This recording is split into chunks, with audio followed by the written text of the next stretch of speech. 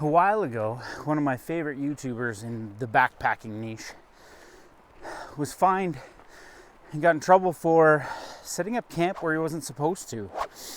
And it got me thinking about, in Alberta anyway, where when I started, I had no idea what the rules were, but the areas and zones and parks. So I thought today we could talk about where you can't camp, where you can camp, and what the rules are in southern Alberta and the Rockies when you're backpacking. Before we get into the details though, I think it's important that you guys understand that there's two types of backcountry camping or backpacking in Alberta and the Rockies, so at least it's classified that way.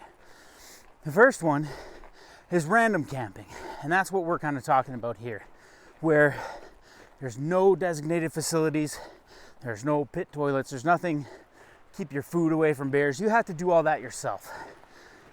And that's what we're going to focus here on this video, rather than the other kind of backcountry camping, which is to go to a designated site. And if you're just starting out, that's what I recommend for sure, to go to a designated site, because there's designated tent pads. You're guaranteed a spot that's flat and easy to set up. There's dedicated facilities, like they bring firewood in a lot of places. They have designated fire pits. They have pit toilets.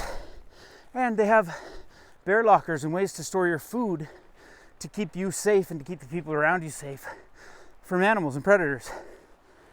So if you're just starting, do that.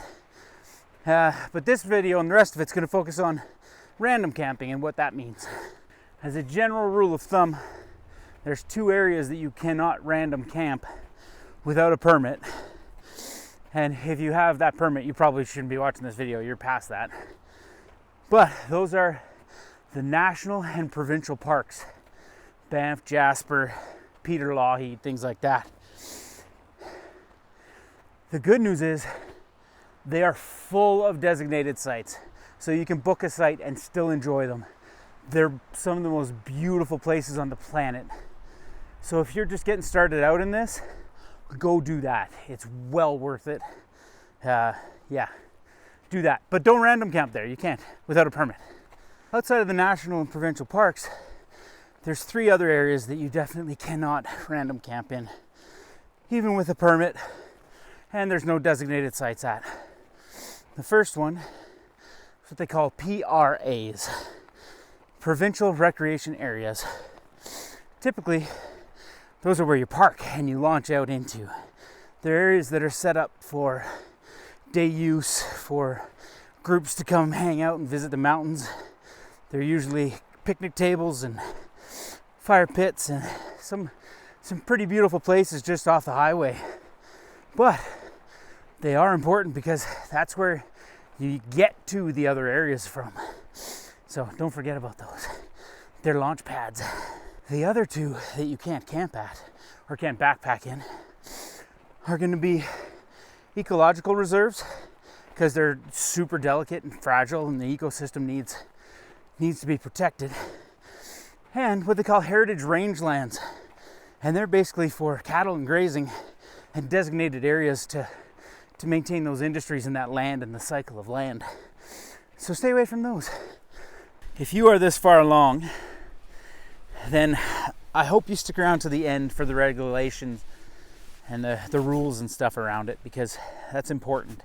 Because now we're going to talk about the places that you can random camp in southern Alberta. And the first, one of my favorite places to go no matter what, is going to be the Wildland Provincial Parks. They're designated for backcountry recreational use for people, non-motorized vehicles. Usually you launch from one of the PRAs and you get into some incredibly remote landscapes and some places that are for the most part left untouched and just are beautiful places to be. Check this out.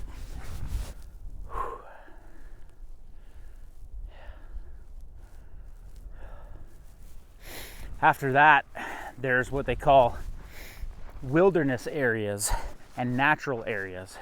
Now those two you can camp at, you can backcountry camp at randomly. But there's a little more restriction on what you can and can't do while you're there, because they're more about preservation than they are about recreation. And the last one, which you're going to share with ATVs and dirt bikes and campers and all sorts of different types of folk, is going to be what they call public land use zones. And they're pretty popular, and they get a lot of activity in the summer. If you're looking at random camping, those are the areas that I highly recommend you go to, so that you can get away from kind of the designated sites and get into some pretty cool spots. The regulations are not overly complicated, so there is no excuse not to follow them. And that is to stay 1 kilometer away from the trailhead, from the parking lot where you started, kind of thing, and from any of the boundaries of the things you cannot camp in. So that's provincial recreation areas, national parks, things like that.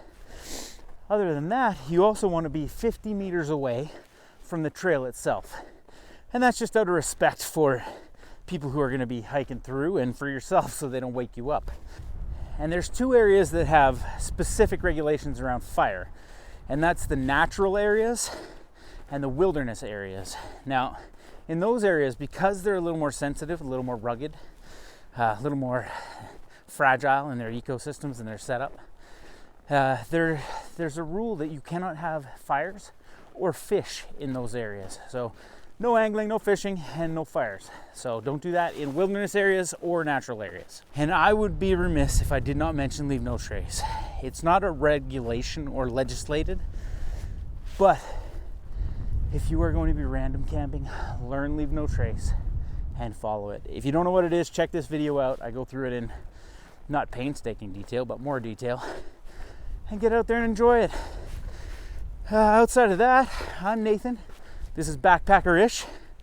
If you're still watching, like, comment, subscribe, or don't, whatever.